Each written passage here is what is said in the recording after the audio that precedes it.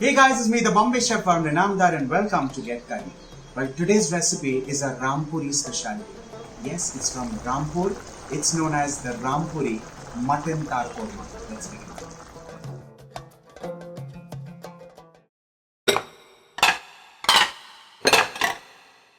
Before I move into the recipe, let me explain to you a little bit about this recipe and also the region. Well, Rampur is from Uttar Pradesh.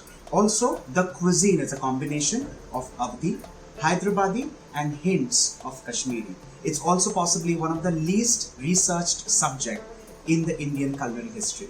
Let's move into the recipe. Let's begin the recipe with heating a pan on high flame, and to this I'm going to add in a combination of oil and ghee. This recipe uses a little higher quantity of fat. When I say fat, I mean a combination of oil and ghee. Allow this to heat.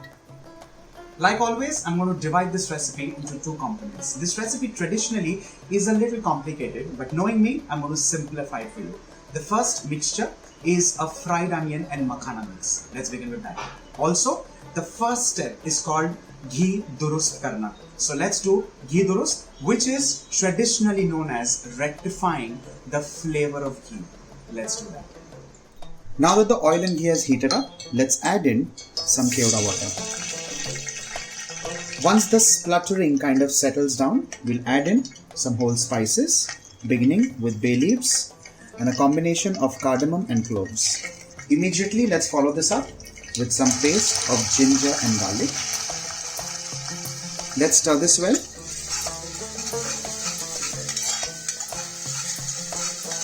And allow to cook this till the raw flavor kind of goes away. Increase the flame gradually and allow this to get cooked simultaneously. Once this is done, let's add in the phul makhana along with cashew nuts. Well, in the traditional recipe, melon seeds are added. Let's add in desiccated coconut, coriander seeds, whole, and stir this till it turns slightly golden brown in color.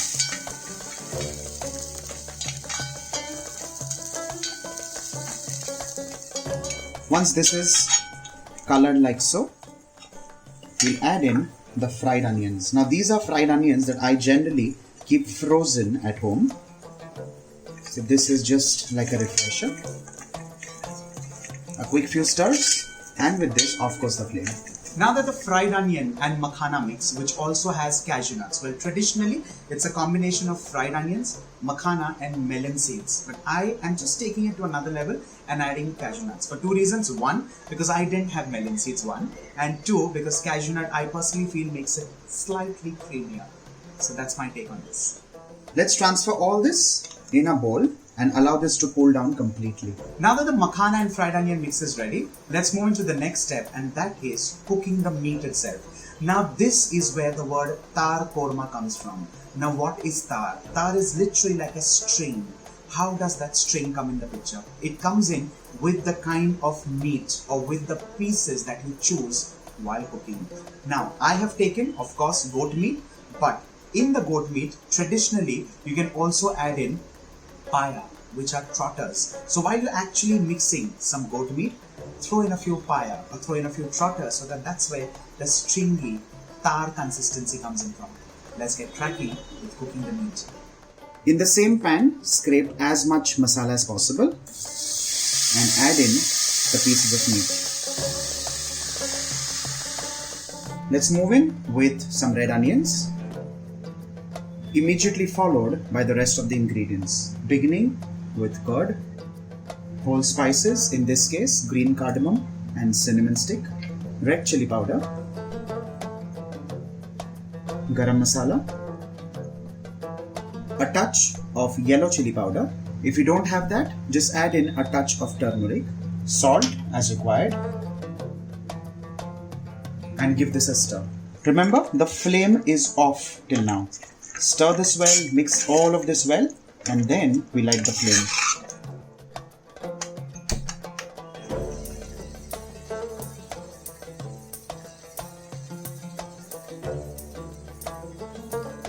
Once the meat starts releasing water like so, we start adding in some hot water.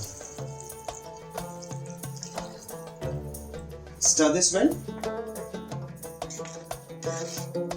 Cover this and allow this to cook on medium flame for 40 minutes or till the meat is completely well done.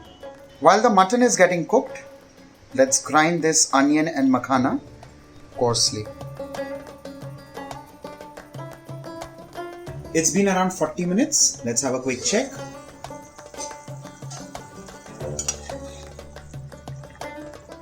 The meat should have turned nice and tender. That's how we're looking at. Also, if you see, the gravy is more like a curry. It's nice and thin, almost like a broth. But do not worry, this is now going to thicken up with the crushed masala. Now that the meat is perfectly cooked and tender, let's add in our thickening and flavoring agent, which is the mixture of fried onion, fried makhanas and cashews and some flavoring spices. Let's add that. Let's mix all this well. Gradually, this has to become part of the entire curry or gravy, whatever you call this. Mix this gradually well. Ensure that there are no clumps or no lumps in this entire Taar Korma. Now you'll see, it starts thickening up beautifully well because of course, the cashew nut, the makhana, the coriander powder and onions. These are all, in a way, thickening agents in Indian food.